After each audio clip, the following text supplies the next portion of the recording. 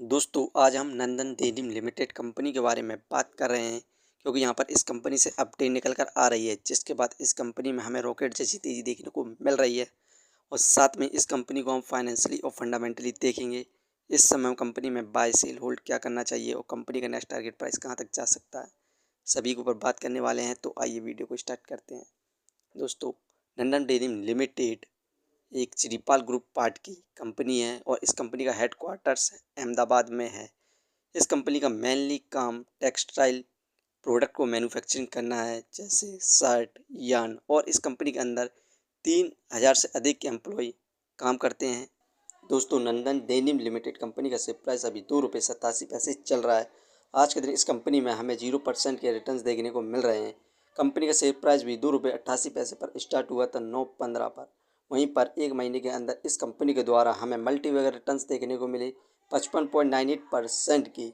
एक महीने पहले कंपनी का शेयर प्राइस ₹1.84 था। वहीं पर बात करें 6 महीने की, तो 6 महीने में इस कंपनी में हमें लगातार गिरावट देखने को मिल रही थी।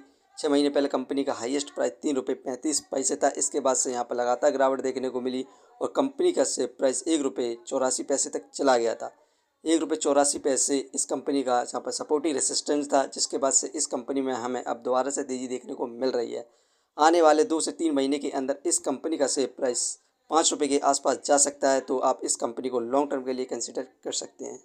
इस कंपनी से जितनी भी अपडेट निकल कर आ रही हैं उन सभी को हम देखें तो Nandan dairy limited to acquire 6.1% equity to Opera Vayu Nandan private limited. The SPV will provide 4.3 megawatt power for 25 years to reduce cost। यहाँ पर नंदन डेयरी लिमिटेड ने 6.1 इक्विटी वायु नर्मदा प्राइवेट लिमिटेड की बाय करी है और SPV इस कंपनी को 4.3 मेगावाट पावर सप्लाई करेगी, जिससे इस कंपनी में जो बनाने की कॉस्ट आती है 25 साल के लिए यहाँ पर ये कंपनी पावर सप्लाई करने वाली है। और अब इस कंपनी को इससे बहुत ज़्यादा मदद मिलेगी और अपने कॉस्ट को भी रिड्यूस करेगी। इस कंपनी का जो Q3 रिजल्ट आया था, इसकी परफॉर्मेंस की बात करें तो यहाँ पर इस कंपनी को यहाँ पर डिक्लाइन हुआ था नेट प्रॉफिट में 68.57% का क्वार्टरली बेसिस पर, जबकि इस समय 2.97 करोड़ इसको यहाँ पर प्रॉफिट हुआ था।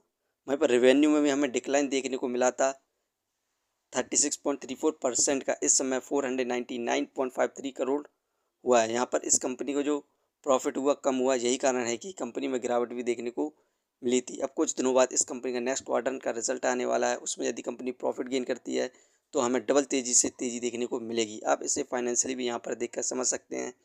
दिसंबर में 7 करोड़ का प्रॉफिट गेन किया था, मार्च में इंक्रीज़ हुआ था 11 करोड़ हुआ, जून में इंक्रीज़ हुआ 11 करोड़ हुआ, सितंबर में 9 करोड़ हुआ और वहीं पर दिसंबर में जो क्वार्टर रिजल्ट है 3 करोड़ का प्रॉफिट गेन किया था। यहाँ पर प्रॉफिट इस कंपनी को कम हुआ था कंपेरिजन टू अदर क्वाड्रेंट। अब इस कंपनी का कुछ ही दिनों बाद नेक्स्ट क्वाड्रेंट आने वाला है, उसमें कंपनी प्रॉफिट गेन करती है तो हमें डबल तेज़ी देखने को मिलेगी।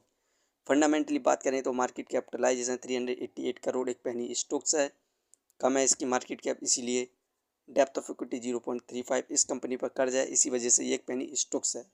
रिटर्न ऑफ इक्विटी 5.92%, ये हमें पर ईयर 6% के रिटर्न्स दे रही है, जो कि काफ़ी अच्छे रिटर्न्स है पेनी स्टॉक्स के हिसाब से।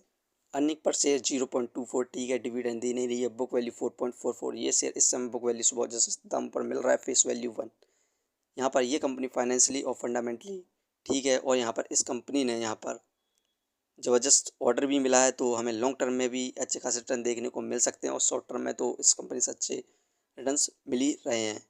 यहाँ पर ये वीडियो सिर्फ एजुकेशन पर्पज़ के लिए थी। यदि आप किसी भी कंपनी या स्टॉक्स पर इन्वेस्ट करते हैं तो एक बार अपने फाइनेंसर्स और एक्सपर्ट की सलाह ज़रूर लें। कभी भी लोन लेके इन्वेस्टमेंट ना करें, वरना आप भारी मुसीबत में पड़ सकते हैं। कंपनी के बारे में जानकारी सही लगी हो तो अपने चैनल को सब्सक्राइब करें, जिसका नाम है स्टॉक एनालिसिस। धन्यवाद।